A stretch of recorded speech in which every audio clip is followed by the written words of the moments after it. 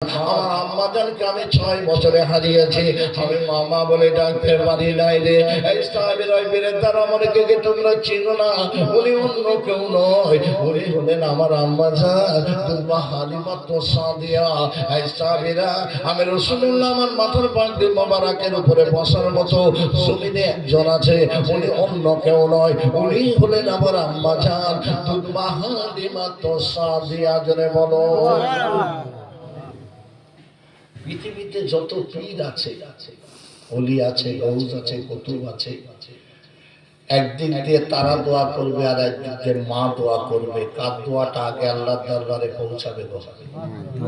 হ্যাঁ,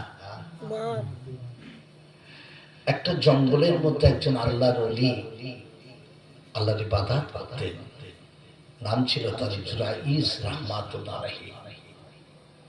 তিনি ফজরের নামাজ পড়ে জোহরের জোয়াল আগ পর্যন্ত 2 রাকাত নফল নামাজ পড়তেন, 1 খতম কোরআন তেলাওয়াত করতেন, একটা রাকাতে 15 পারা কোরআন তেলাওয়াত করতেন দাঁড়িয়ে দাঁড়িয়ে। আল্লাহর ওলি জুরাইজ রাহমাতুল্লাহ আলাইহি ইবাদতে রত, মা চেয়ে ডাকছে, খোকা জুরাইজ দরজা খোল, খোকা আমি তোর মা এসেছি, দরজাটা খোল না বাবা, কিছু কথা আছে বাবা, দরজাটা খোল না। কিন্তু আল্লাহর ওলি জুরাইজ নামাজে রত, রাকাতে 15 পারা কোরআন তেলাওয়াত করে। মা অনেক সময় দাঁড়িয়ে আছে, দাঁড়িয়ে দাঁড়িয়ে যখন চলে যাবে বলে গেলেন, খোকা দরজা খুললি না, আমার সঙ্গে কথা বললি না, চলে যাচ্ছি, অচিরে তোর চেহারায় চেনা ব্যভিচারের কলঙ্ক লেগে যাবে, আমি তোর মা বলে গেলাম। মা চলে গেলেন। ঠিক 9 মাস পেরিয়ে গেছে, একটা কুমারী নারী একটা সন্তান প্রসব করেছে। গ্রামের মানুষ তাকে ঘিরে ধরেছে, তোমার স্বামী নেই, সন্তান প্রসব করলে এই সন্তানের পিতার নাম কি তোমাকে বলতে হবে। বলছে, শোনো, আমি জঙ্গলে গিয়েছিলাম, ওই জঙ্গলের মধ্যে ঝুপড়ি ঘরে একজন আল্লাহ আল্লাহ করে, তার নাম জুরাইজ।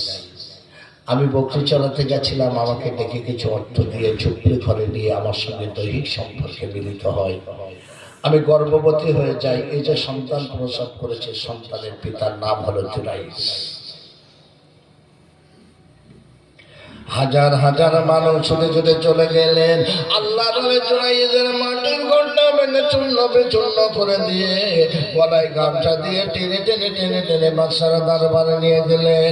বাদশাহ বললেন, আমি জানি আপনি আল্লাহর ওলি মানুষ, এত নিকৃষ্টতম একটা কাজ আপনি কেমন করে করলেন। জুরাইজের মনে পড়ে গেছে, আমার মা বলে গেছিল, খোকা দরজা খুললি না, অচিরে তোর চেহারায় চেনা ব্যভিচারীর কলঙ্ক লেগে যাবে। আল্লাহর ওলি জুরাইজ রাহমাতুল্লাহ আলাইহি বললেন, বাদশাহ নন্দান, আমি জবাব দেবো, একটু আমার মায়ের কাছে যেতে দেবেন, আমার হাতে বাঁধন দিন, আমি চলে যাব না, পালিয়ে যাব না। বাদশাহ হাতে বাঁধন দিয়ে সৈন্য সামন্ত দিয়ে মায়ের কাছে পাঠিয়ে দিলেন আল্লাহর ওলি জুরাইজকে। আল্লাহর ওলি জুরাইজ মায়ের কাছে গিয়ে বললেন, ও মা শোনো না মা, যেদিন তুমি আমার ঘরের দরজায় যে ও খোকা দরজা খোলো, দরজা খোল, ও আমি নামাজে রত ছিলাম, ইবাদতে রত ছিলাম, ও আমি দরজাখানা খুলতে পারে নাই, বহু সময় অপেক্ষা করে তুমি যখন চলে এসেছিলে, তুমি বলেছিলে, খোকা আমি চলে গেলাম, দরজা খুললে না, অচিরে তোর চেহারায় চেনা ব্যভিচারের কলঙ্ক লেগে যাবে। ও মা, দুনিয়ার মানুষ ওই চেনার অপবাদ দিয়ে আজ আমাকে বাদশার দরবারে নিয়ে এসেছে, ও আমার জন্য একটু দোয়া করো, আল্লাহ পাক যেন চেনার অপবাদ থেকে আমাকে নাজাত দিয়ে দেয়। বাদশার দরবারে এসেছে, এসে বললেন, বাদশাহ আমি কার সঙ্গে জেনা করেছি? বলছে, তো কুমারী নারী 1 ঘন্টা সন্তান প্রসব করেছে, রক্ত মাখা চেহারা নিয়ে বাচ্চাটাকে নিয়ে দাঁড়িয়ে আছে। এই বলো, এই সন্তানের পিতার নাম কি? কুমারী নারী এক বাক্যে বলে দিলেন, আমি বকরি চড়াতে গেছিলাম জঙ্গলে, জুরাইজ আমাকে ডেকে ঝুপড়ি ঘরে নিয়ে আমার সঙ্গে দৈহিক সম্পর্কে মিলিত হয়ে আমি গর্ভবতী হয়ে যাই। এই যে সন্তান প্রসব করেছে, সন্তানের পিতার নাম হলো জুরাইজ। এই বাবু, বাদশার দরবারে হাজার হাজার মানুষ দাঁড়িয়ে, সবাই চিন্তা করছেন জুরাইজ এমন একটা কর্ম করতে পারলো, কিন্তু জুরাইজের পক্ষে সেদিন কেউ নেই, একজন ছিল। কে বলেন?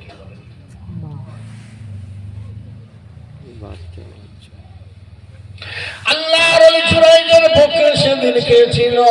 অন্য কেউ নয়, অন্য কেউ নয়, আমার আল্লাহ ছিলেন। জোরে বলুন সুবহানাল্লাহ। আল্লাহর ওই জুরাইজ রাহমাতুল্লাহ আলাইহি ওই 1 ঘন্টা ভূমিষ্ঠ শিশুটাকে মায়ের কোল থেকে নিয়ে বাচ্চার টেবিলের উপরে শুয়ে দিলেন, দিয়ে বলেছিলেন, এই শিশু সন্তান, আমি জুরাইজ বলছি, আল্লাহর হুকুমে তোর জবানটা খোল, তোর জবানটা খোল, জবানটা খোল। সঙ্গে সঙ্গে 1 ঘন্টা শিশুটার আল্লাহর হুকুমে জবানটা খুলে গেল। জোরে বলুন সুবহানাল্লাহ।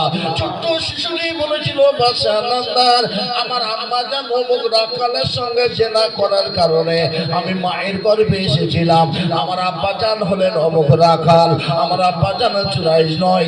আল্লাহ বলে চুরাইশকে জেনার অপবাদ থেকে আপনি আজাদ করে দিন। আল্লাহ বলে চুরাইশকে জেনার অপবাদ থেকে ও বাদশাহ আপনি খালাস করিয়ে দিন। হাজার হাজার মানুষ অবাক। ঈসা আলাইহিস সালাম জমিনে এসে কথা বলেছিলেন, আর এই বাচ্চাটা জমিনে এসে কথা বলেছিল। মায়ের দোয়া। বাদশা বললেন, আপনি আল্লাহর ওলি, ভুল করেছি, মাফ করে দিন। আপনার মাটির ঘরটা ভেঙে দেওয়ার কারণে সোনার ঘর বানিয়ে দেবো। বলেছিলেন প্রয়োজন নেই, রূপার ঘর না। কি চান বলুন? যে মাটির জরাজীর্ণ ঘরে বসে আমি আল্লাহর ইবাদত করে আল্লাহকে পেয়েছি, আপনি যদি মনে করেন আমার জন্য পুনরায় একটা মাটির ঘর নির্মাণ করে দিন। জোরে বলুন সুবহানাল্লাহ। আজ আমি আপনাদের বোঝানোর জন্য একটা একটা করে আলোচনা রেখে যাচ্ছি, শুনে রেখে দিন। আমার আল্লাহ বললেন, বিসমিল্লাহির রহমানির রহিম, ইজা জাআসালহুম লা ইয়াসতাখিরুনা সাআতা ওয়া লা ইয়াসতাকদিমুন। এই দুনিয়ার মানুষ, তোমরা শোনো, আমি আল্লাহ তোমাদের জন্য নির্দিষ্ট সময় নির্ধারিত করে রেখেছি। একটা সেকেন্ড এদিক ওদিক হবে না। আমার আজরাইল তোমাদের কাছে হাজির হয়ে যাবে, মরণকে তোমাদের বরণ করতে হবে। এখানে যে কজন আছেন, মরবেন না মরবেন না? হ্যাঁ, কবে মরবেন?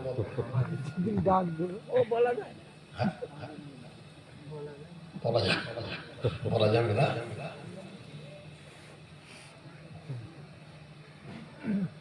দুনিয়ায় আল্লাহ যাদের একটু অর্থ দিয়েছে না, এদের চিৎকারে মাথা খারাপ। কথা ঠিক না বলবো না?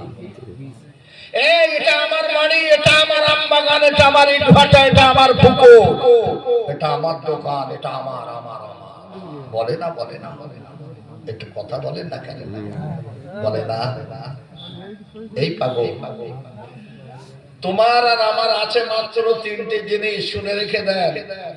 এই যেটা পরিধান করে আছি বলতে পারি আমার, খেয়েছি উদরে আছে এটা আমার, আমার নামাজ রোজা হজ যাকাত দান খায়রাত আমার। চোখ দুটো বন্ধ করবেন, পৃথিবীর সব সম্পদ পৃথিবীতে রয়ে যাবে। কথা ঠিক না বলবেন না? কেননা আমার পকেটে যে টাকাটা আছে না, এই টাকাটা আগামীকাল সকালবেলা কিছুটা সবজির দোকানে চলে যাবে, মাছের দোকানে চলে যাবে, গোশের দোকানে চলে যাবে, মুদিখানার দোকানে চলে যাবে। কথা ঠিক না বলবেন না? তদ্রূপ এই সম্পদ আজকে আছে নাসিমউদ্দিনের, কাল হবে মালিকের, পরশুদিন হবে আসাদুদ্দিনের। কথা ঠিক না বলবেন? হ্যাঁ, এত গর্ব অহংকার বড়াই কিসের? আরবের বাদশাহ হারুন রশিদের নাম শুনেছেন আপনারা? আপনাদের অসুবিধা হচ্ছে না? আরবের বাদশাহ হারুন রশিদের নাম শুনেছেন? শুনেছেন? আরবের বাদশাহ হারুন রশিদের বিবির নাম কি ছিল জানেন? জুবাইদা। এই জুবাইদা ডাকছেন, বাদশাহ শোনেন না, আপনি বাদশাহ হতে পারেন, আপনি আমার স্বামী। দাস দাসীরা রান্না করে, আমরা বসে ভক্ষণ করি।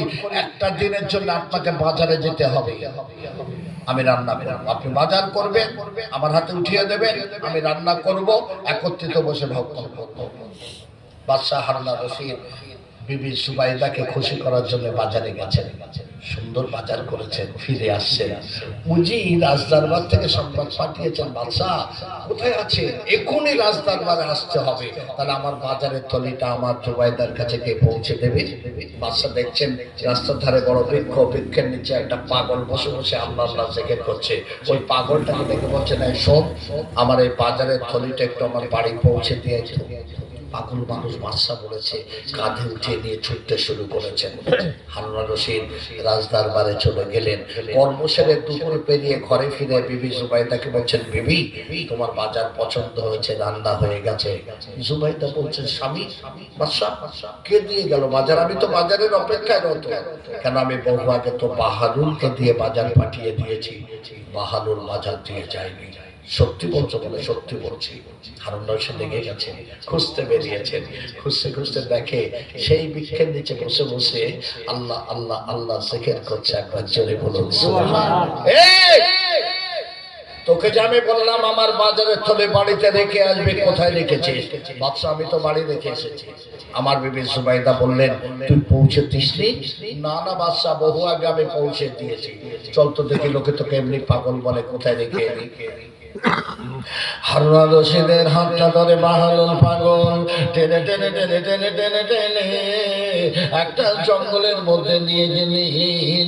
ওই জঙ্গলের মধ্যে কবরস্থান, ওই কবরস্থানের মধ্যে একটা ধসে যাওয়া কবর, ওই কবরের মধ্যে বাজারের প্যাকেটটা রেখে দিয়েছেন। এই কোথায় রেখেছিস? লোকে তো কেমনি পাগল বলে। বলছে, বাদশা একটা কথা বলবো। কি কথা?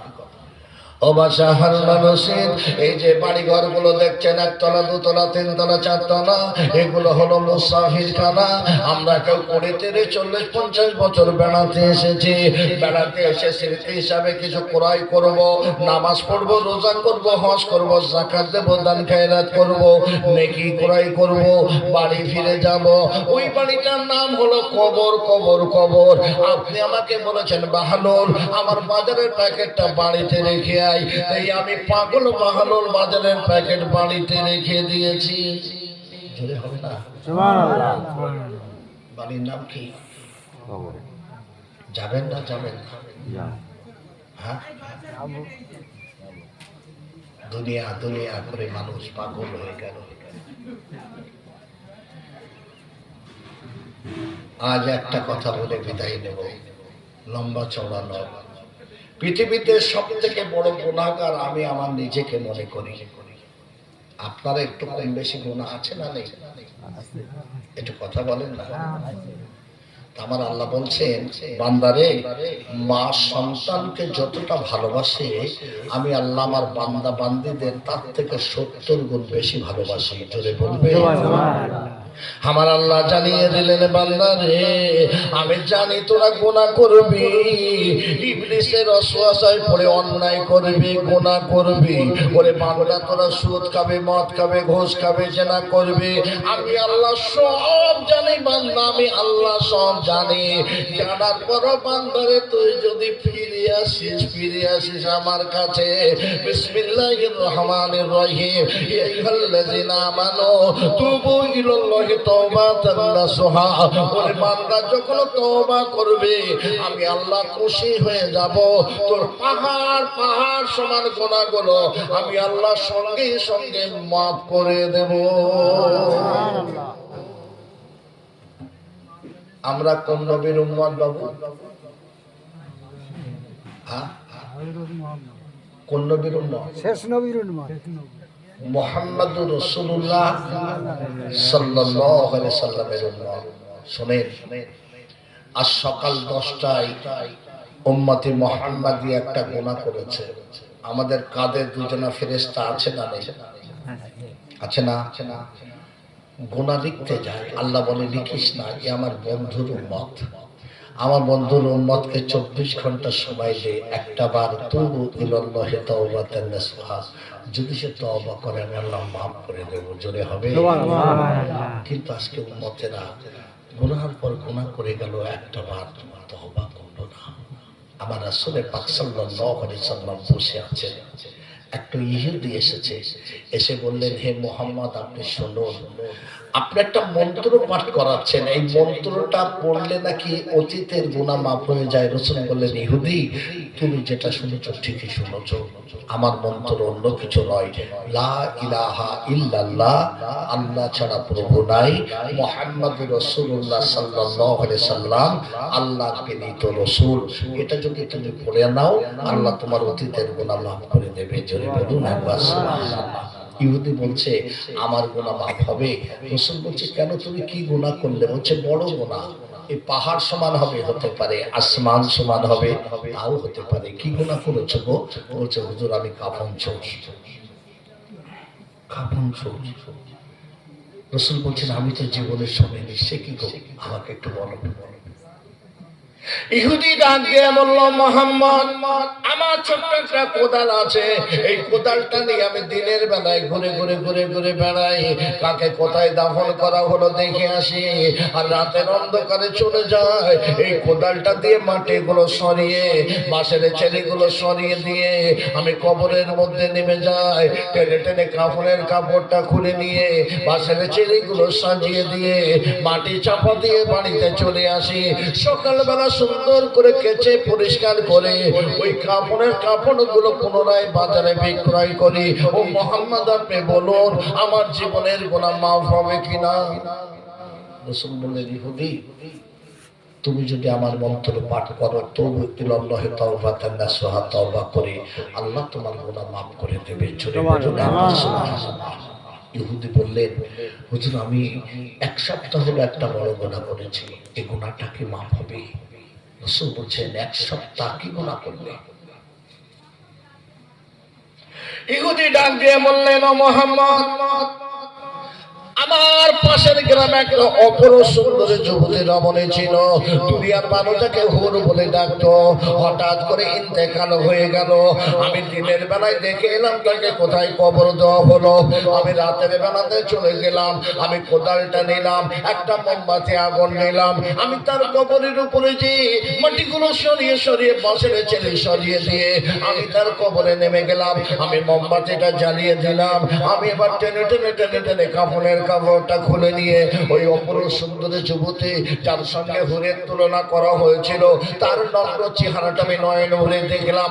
এবার আমি কবর থেকে উঠে গেলাম, মোমবাতির আলোটা নিভিয়ে দিলাম, বাঁশের ছেলেগুলো সাজিয়ে দিয়ে আমি মাটিগুলো চাপা দিয়ে আমি যখন হাঁটতে শুরু করে দিলাম, হঠাৎ করে আমার সম্মুখে বড় বড় দাড়ি, বড় পিরান পরিধান করা, মাথায় ডুবে একজন হাজির হয়ে গেল। আমাকে ডেকে বলল, তোর মতো পাগল কেউ নাই, যাকে পৃথিবীর যুবকেরা পাওয়ার জন্য পাগল ছিল, তার নগ্ন চেহারাটা দেখে কেমন করে ফিরে এলি? চলে যা চলে যা, মনের খায়াস মিটিয়ে নে। ও মুহাম্মদ আমি আবার চলে গেলাম, আমি মাটিগুলো সরিয়ে বাঁশের ছেলে সরিয়ে দিয়ে আমি কবরের মধ্যে নেমে যেয়ে আমি মোমবাতির আলোটা জ্বালিয়ে দিলাম, আমি তার নগ্ন চেহারার দিকে তাকাতে তাকাতে বুকের উপরে ঝাঁপিয়ে পড়লাম, আমি তার ইজ্জতকে লুণ্ঠন করলাম।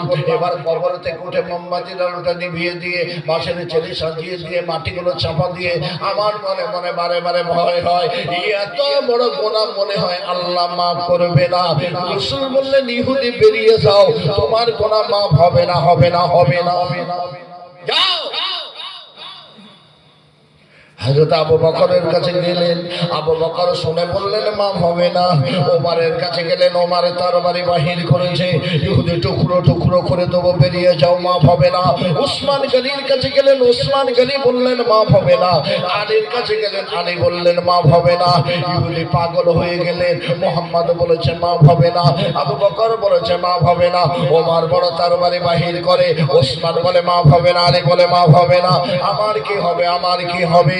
ওই ইহুদি প্রতিদিন রাতের বেলাতে পাহাড়ের উপরে যে মাথা ধাক্কা দেয়, পাহাড়ের গায়ে মাথা ফেটে রক্তগুলো কালো পাথর লালে লাল হয়ে যায়। একদিন নয়, দুদিন নয়, একটা মাস অতিবাহিত হয়ে গেছে। আমার আল্লাহ ডাক দিয়ে বললেন, জিবরাইল, এই জিবরাইল জমিনে চলে যাও, আমার হাবিবকে যে সালাম দেবে, আমার হাবিবকে জানিয়ে দেবে, আমার হাবিবকে গুনাহ মাফ করে নিয়ে আনা হয়েছে। আমার হাবিবের কাছে ইহুদি যদি এসে তুবু ইলাল্লাহি তাওবাতান নাসুহা, একটাবার খালেস অন্তরে তওবা করে ঈমানের কালেমা পড়ে নেয়, আমি আল্লাহ ইহুদির জীবনের গুনাহগুলো মাফ করে দেব। হযরত জিবরাইল আলাইহিস সালাম আমার নবীর কাছে চলে এলেন, ইয়া হাবিবাল্লাহ, ইয়া রাসূলুল্লাহ, আপনি কি গুনাহ মাফ করে নিয়ে আনা হয়েছেন? আল্লাহ পাক জানিয়ে দিয়েছেন, ওই ইহুদি যদি একটাবার আপনার কাছে তুবু ইলাল্লাহি